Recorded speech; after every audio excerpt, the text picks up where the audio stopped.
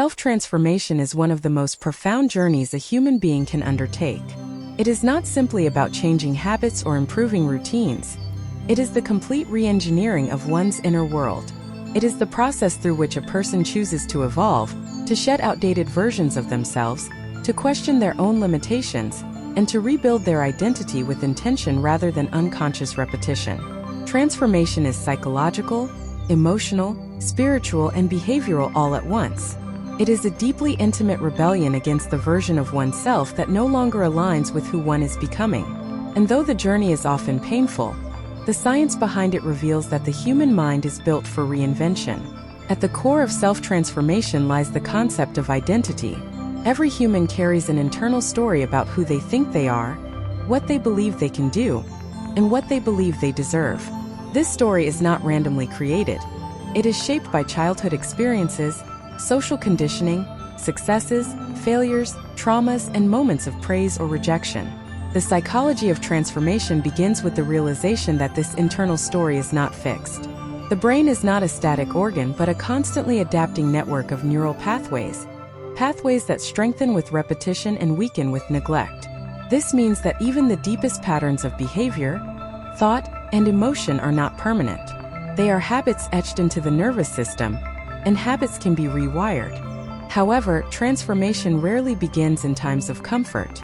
It is sparked by discomfort, the quiet ache of dissatisfaction, a moment of confrontation with one's limitations, or the sudden awareness that life is not unfolding in alignment with one's deeper desires.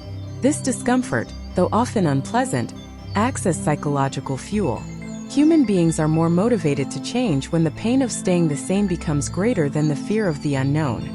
Emotional discomfort pushes the mind to consider alternatives, to reflect, to reevaluate, and to envision a different path. When someone starts questioning their identity, a psychological shift begins. The mind, which normally operates on autopilot, starts waking up.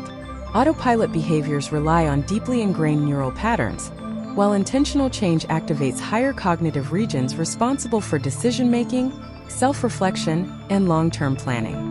This shift is both liberating and destabilizing. It creates an internal split between who one has been and who one wants to become.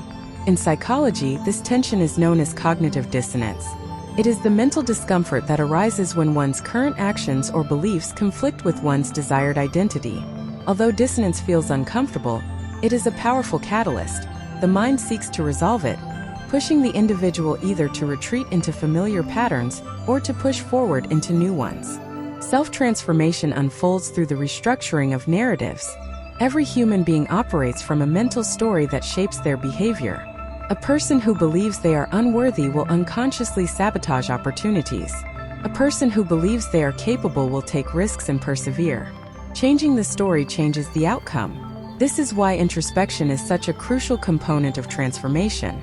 By examining one's internal narratives, a person can identify the beliefs that limit them, challenge the assumptions that hold them captive, and consciously adopt narratives that align with their desired identity.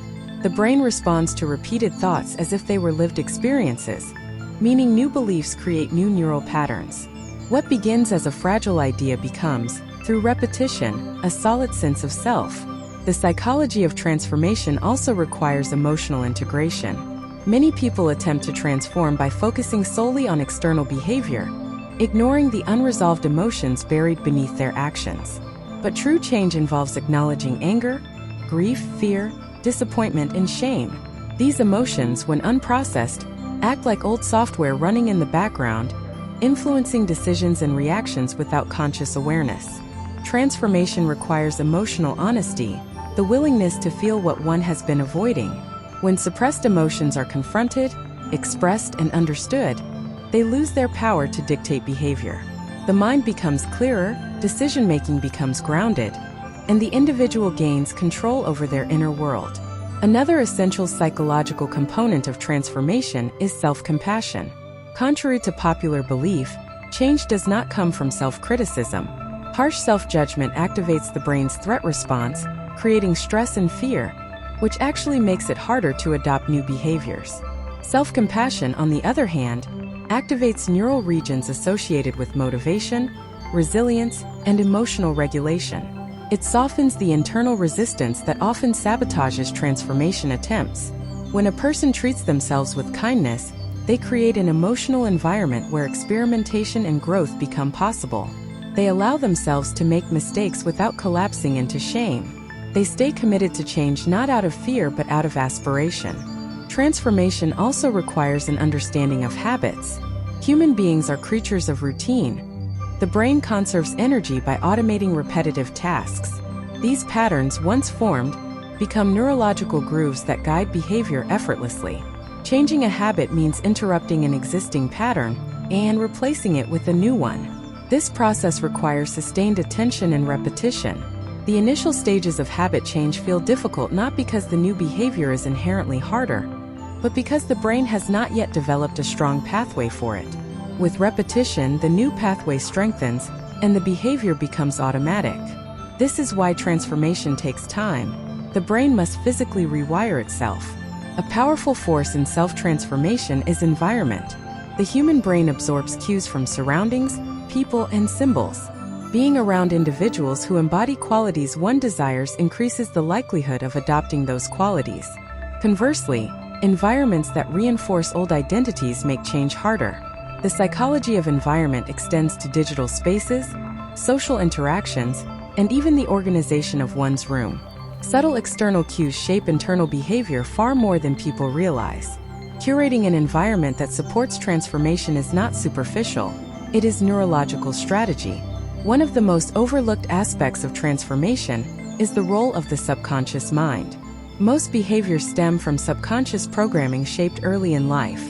Transformation requires bringing subconscious patterns into conscious awareness. This can happen through therapy, journaling, meditation, or deep reflection. When hidden beliefs and emotional wounds surface, they can be examined and rewritten. The subconscious resists change at first because it interprets unfamiliar experiences as threats, but with persistent exposure to new thoughts and behaviors, it begins to accept the new identity as safe. Transformation also involves the concept of psychological death. Every major evolution requires letting go of an old version of oneself. This letting go process often mimics grief. People grieve the habits they once relied on, the roles they once played, the identities they once clung to. They grieve relationships that no longer fit who they are becoming. They grieve the comfort of familiarity. This grief is not a sign of weakness. It is evidence of growth. To transform is to surrender what no longer serves one's future self. As individuals grow, they reach a phase of integration. This is where the new identity becomes natural. Behaviors that once felt forced begin to feel authentic. New habits become part of everyday life. Confidence emerges not from external validation, but from alignment between inner values and outward actions. The transformed individual feels a sense of inner congruence, a psychological harmony where thoughts, emotions, and behaviors operate in unity. The psychology of transformation also reveals that growth is nonlinear.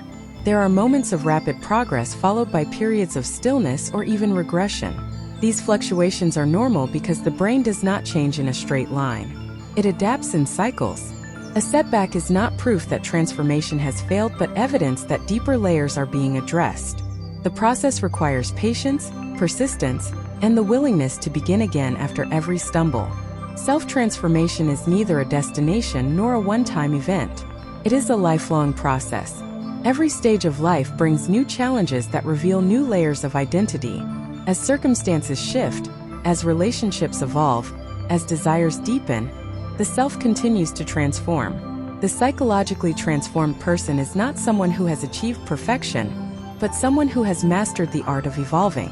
They are adaptable rather than rigid, reflective rather than reactive, intentional rather than impulsive. Ultimately, the psychology of self-transformation is rooted in one truth. Human beings are not fixed. The identity one carries is not a prison but a canvas. The past is not a blueprint but a reference point. Change is not only possible but inevitable when someone dares to imagine a different life and commits to becoming the person capable of living it. Transformation is the act of choosing oneself, again and again, with clarity, courage, and compassion. It is the decision to rise above conditioning, to rewrite the story, and to step into the fullest expression of one's potential. Transformation is not about becoming someone new. It is about becoming more of who one truly is underneath fear, habits, and old narratives. It is the return to authenticity. It is the unveiling of the inner self, and it is one of the most powerful psychological processes a human can experience. A journey that begins within, unfolds through conscious effort, and manifests as a life aligned with one's deepest truth.